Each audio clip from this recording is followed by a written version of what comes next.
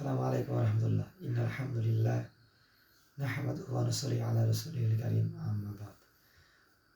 ক্বালা রাসূলুল্লাহ সাল্লাল্লাহু আলাইহি ওয়াসাল্লাম সালাসু দাওয়াতিন মুস্তাজাবাতুন লা শাক্কু ফিহিন্না।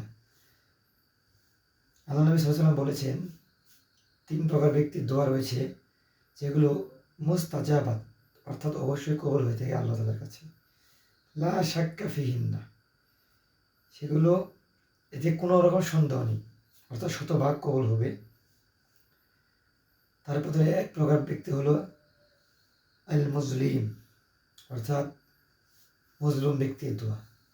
যে ব্যক্তি অত্যাচারিত হয়, সে যদি যার দ্বারা অত্যাচারিত হলো তার বিরুদ্ধে কোনো দোয়া করে, তাহলে আল্লাহ তাআলা অবশ্যই সেই মুজলিমের দোয়া কবুল করে থাকে এবং অত্যাচারিত ব্যক্তিকে শাস্তি প্রদান করে।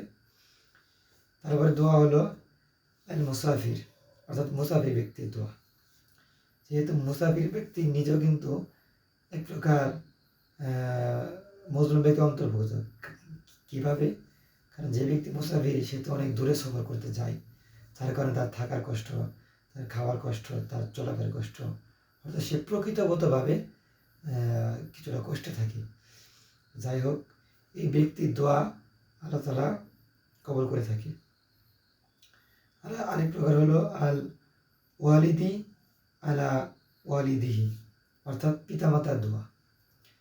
পিতামাতা যখন অন্তর থেকে সন্তানের জন্য দোয়া করে, আল্লাহ তাআলা সেই দোয়ার সাথে সাথে কবুল করে নিই।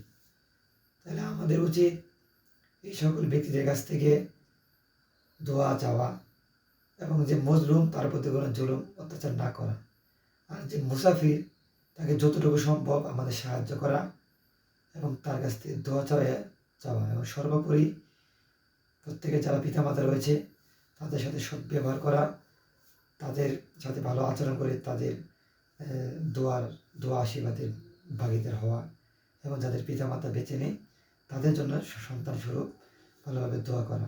আল্লাহ তাআলা আমাদের হাদিসটির উপর আমল করে তৌফিক দান করুন। আসসালামু আলাইকুম রহমতুল্লাহ।